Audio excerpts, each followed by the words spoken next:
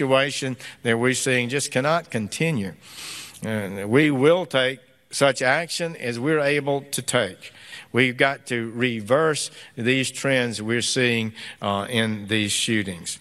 Since the day I took office, in conjunction with our state and local colleagues in our sheriff's departments, we've prioritized violent crime and violations of federal firearms laws.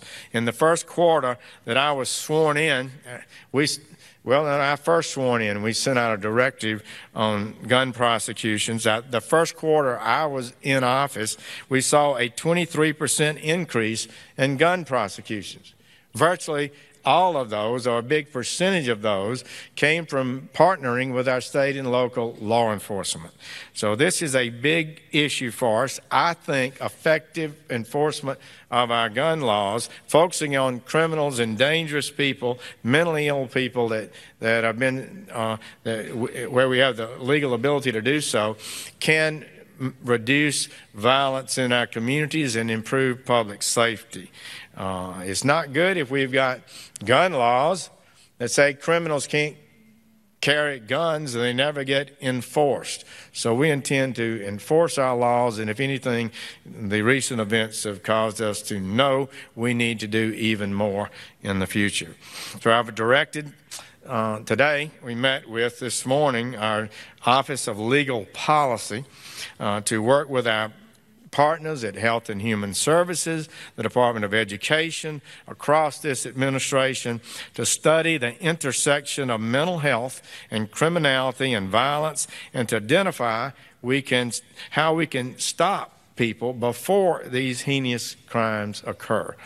It's just too often the case that the perpetrators have given signals in advance. We just had a brief meeting with your top leaders before this speech, and they all agreed that every one of these cases, we've had advanced indications, and perhaps we haven't been effective enough in intervening immediately to deal with that. I suspect it appears that we've seen that again in this case. So you are experienced professionals. You and I know we cannot arrest everybody that somebody thinks is dangerous. But I think we can and we must do better. We owe it to every one of those kids crying outside their school yesterday and all those who never made it out of that school. Our hearts are hurting today, and all the law enforcement community knows that we have a challenge in front of us, and I know together we'll meet it. It's also a reminder of how important the work of law enforcement is.